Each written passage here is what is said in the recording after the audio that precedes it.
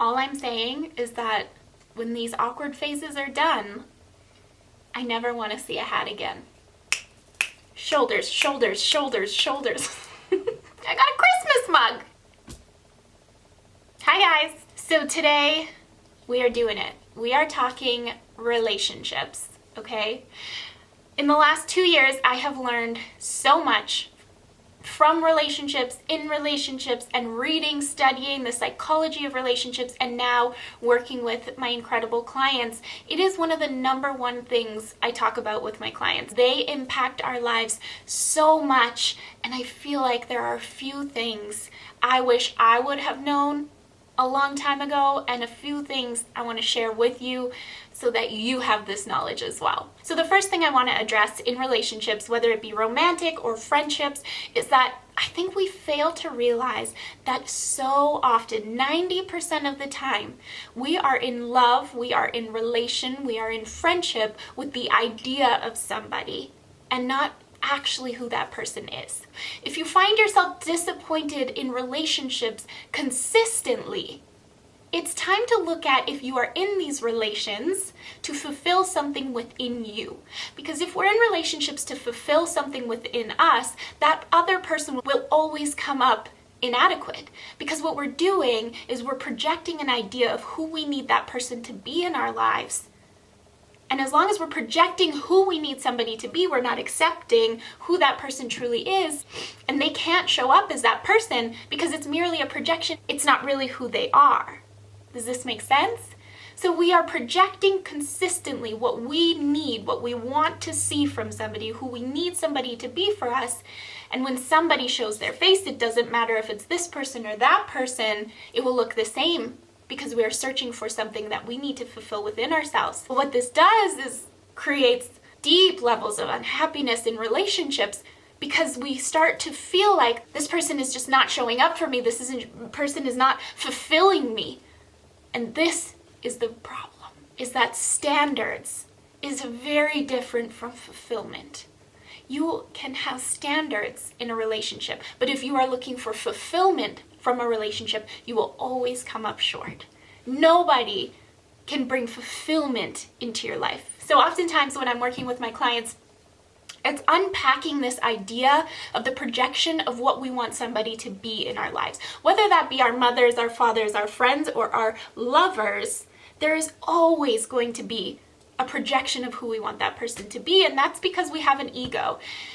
Human nature is to have an ego. The people we are in relationships with, they have an ego. That's human nature. Our job is to parent our ego so that it does not run our lives. It is merely just a part of our lives.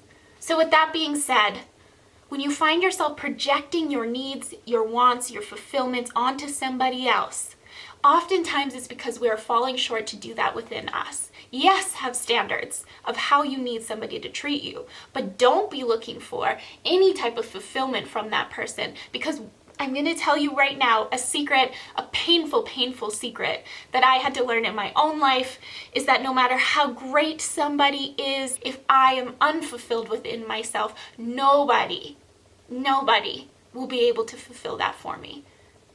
And if you keep searching for somebody to fulfill that in you, you're going to end up hurting a lot of people, and you're going to end up hurting yourself. So strip that all away. I do believe that whether you're in a relationship or not, you can take the steps to find that fulfillment within you. I don't necessarily think if you're in a relationship and you're busy projecting who you want that person to be, you have to take yourself out of the relationship to find that fulfillment within you. I think the first step is just the awareness that everything you're projecting onto that person is not who they truly are. So it's about sitting down with that person and recognizing who they truly are and who you truly are, and if that can fit together. And then doing the work necessary to take the steps to find that fulfillment within you, so that the people in your life just add to it and aren't the reason for it. Sometimes I can rant, so I hope that made sense. Next point, relationships are always a mirror of how we feel about ourselves. The people in our lives are always shining back at us the deep beliefs we hold about ourselves. And this is a tough one, But the universe always presents us with the lessons that we need to learn. Always. So with that being said, again, whoever you're in relations with, please understand that whatever is happening between you and that other person is oftentimes just a reflection of the struggle going on between you, and that person is merely mirroring back to you the things you need to work on within yourself. Now, the last thing is, I think society has blown up this idea of loving yourself. And I think it's becoming such a huge concept that it feels untouchable, unreachable by people. It's starting to feel like it's so big of an idea that it's unattainable. And that simply is just, it's not true. Self-love begins in everyday small actions. And that's what I work with my clients on, is the little everyday stuff that you are doing to ensure that you are showing love to yourself. And I believe that small little actions compound into a bigger feeling, compound into a bigger emotion of self-love, and therefore that vibrates outwards, and your life will reflect back to you the love you feel for yourself. The goal is self-sovereignty. In order to achieve and be the architect of our own lives, we get to decide how our lives look. And how we do that is we start to take inventory of the people in our lives, how they make us feel, and what they are reflecting back to us. It takes deep, deep reflection and conscious awareness to understand what the people in our lives are trying to tell us about ourselves. Everybody in your life is teaching you something. Every relationship is here to teach you something. And I am here to support you through that, because relationships can be messy. Mother, auntie, sister, friend, lover, relationships can be messy when we start to project all of the things we are carrying onto these people and blame other people for what's happening within us. So I am here, you know this, down below, spiritual coaching. I got you, we got this. Let's unpack it. I hope this helped.